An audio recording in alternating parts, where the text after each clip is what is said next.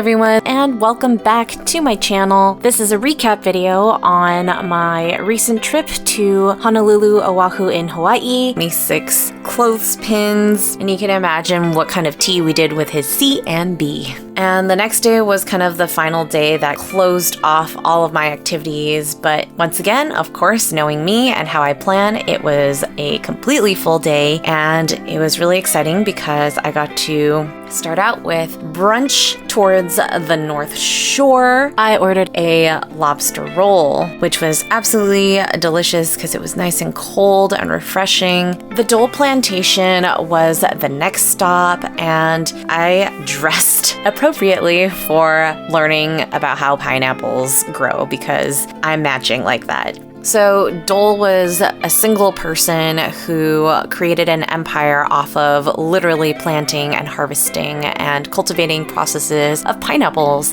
here in Oahu. They also bought a separate island to do processes there, but then closed that down later. But they have all the space they need to literally export to anywhere around the world.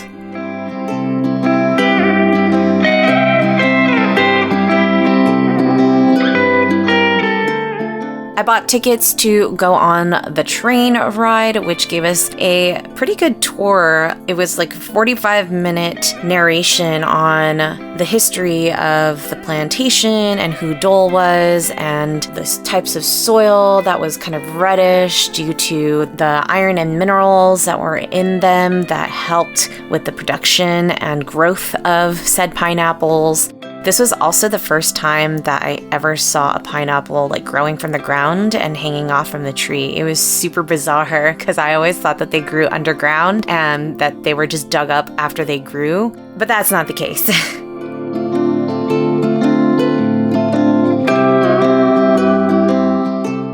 Unfortunately, there were things that weren't available, like the how to cut a pineapple open demonstration, which would have been useful because I don't know how to do that. And there were chocolate tasting areas that were also closed due to the pandemic.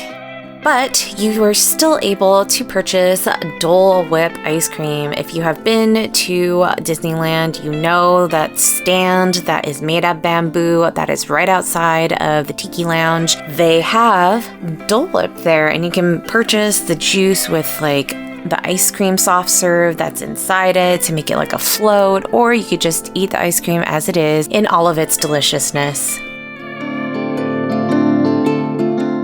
The other tickets that I had were for the Botanical Garden. There was also the biggest maze, I think, in all of the world, which is shaped as a pineapple, but since I didn't have the time for solving this puzzle, I decided just to take a walk at their gardens, and these purple lotuses were my absolute favorite. I didn't know that lotuses could be this rich in this purple. Usually lotuses are like a white with pink, maybe some flecks of orange, but I didn't know there were purple ones. And the beauty about lotuses are that they can grow in murky waters. So that was really cool to see a whole pond full of them, and it reminded me of my grandmother's pond at her place in the Philippines that also have koi like this. There were hibiscus varieties here, as well as monstera leaves and huge roots that were growing out of trees like spikes. And the colors of the leaves are just so saturated. It's crazy.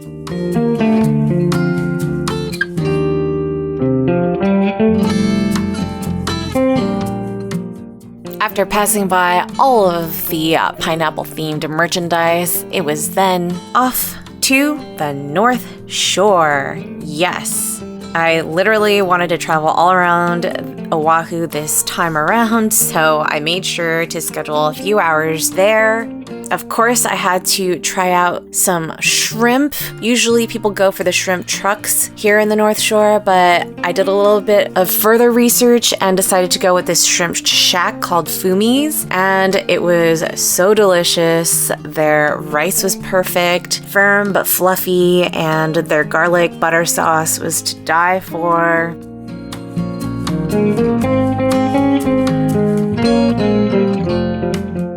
And then I took a stroll around one of the areas called Turtle Bay. It literally is called Turtle Bay because there's a lot of turtles here. There's a resort and a golf course that are dedicated to this area. But I was more interested in seeing the water and looking at the sea creatures and marine life that was out there.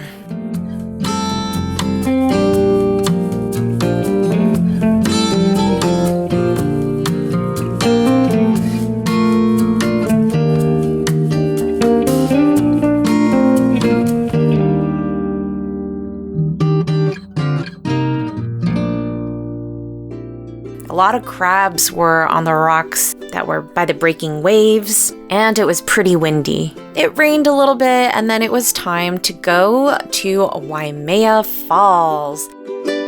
I checked out a couple more beaches, but they were so rocky, or you needed snorkel gear to really appreciate the environment, which I didn't have time for. But it would have been a great place to read a book or take a nap or have a picnic or do all of those three things at the same time. And I was scheduled to go to another waterfall where I would be able to swim at. So Waimea Falls was the next stop.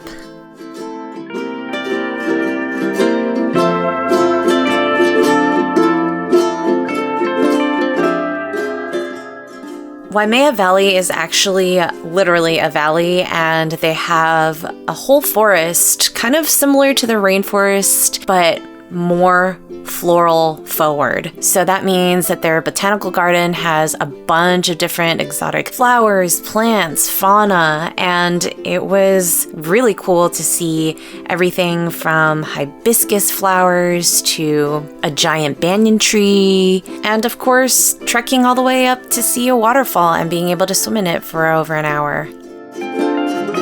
The hike was a pretty good walk as it was uphill the entire way, but I got to stop along some beautiful areas that had specific plants growing and just got to breathe in really fresh air before heading into cool waters.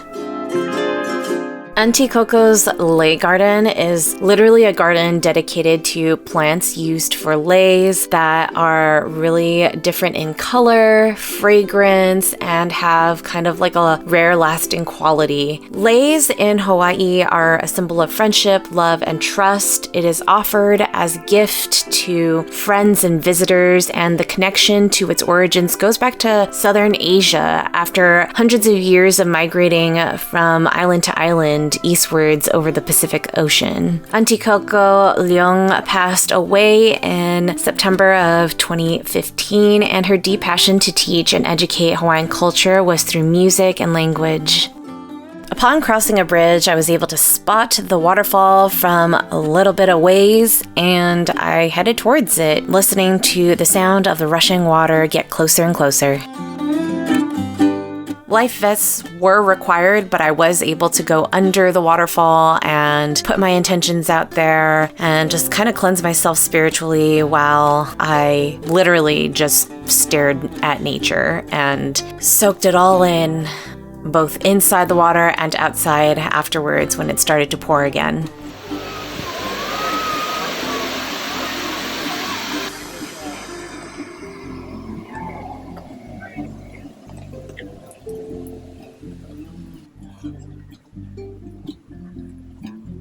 On the way down, I walked on the other side of the road so that I could check out other things that I probably didn't see on the way up. You know how things have different angles, just like how walking the same street versus driving on the same street gives you a different perspective on things.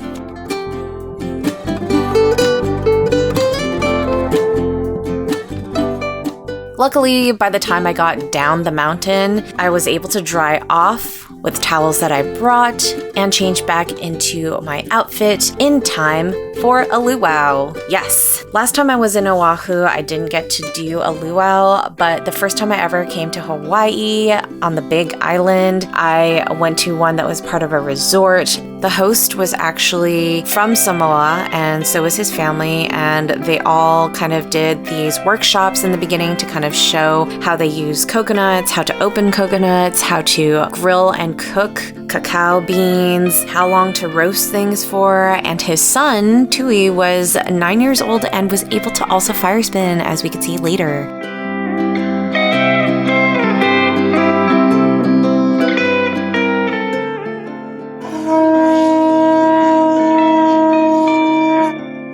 This time I wanted to experience something that was more authentic and that had everything from hula dancing to different dances that all the other Polynesian countries have adapted into their own culture.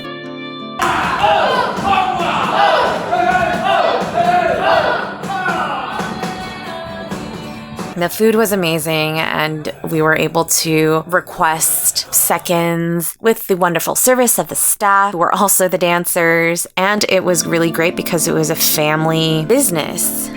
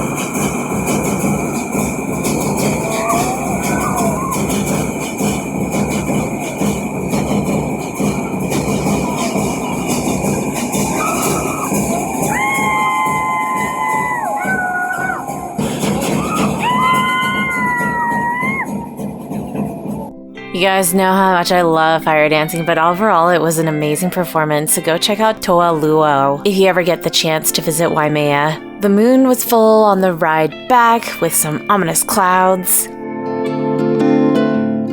Overall, this was an incredible trip. I spent the last morning kind of resting because I was just go for like 5.5 days, but it was so worth 6 hours of planning, 17 mosquito bites, a rainbow every day, lots of boat rides, gorgeous sunrises and sunsets, the immersion of nature, mild food poisoning from sempoke, and I loved every single moment of it and would trade it for the world. I was a little worried that I wasn't going to be able to bring home plants, but I was able to take a bouquet of red ginger from a new worshiper. I was so happy I got to take home the leis, and I actually used the water that it accumulated in the plastic bag as a dye for my sketchbook. If you've watched all the way to the end, I want to thank you guys so much for enjoying this video that I put together. It took me weeks in order to edit this mini movie of my life, and hopefully we will all get to travel again very soon. If you want to see my other travel videos, click on the travel tours playlist that I have found on my YouTube main page. Comment below what your favorite moment was in my trip. Join my membership tiers, which you can find on my channel. Like and share it so that others can be inspired on their next trip to Oahu, Hawaii. Subscribe, hit the notification bell so that you know when I have new content out. Follow me on social media, and until next time, keep curious, my fellow wanderers.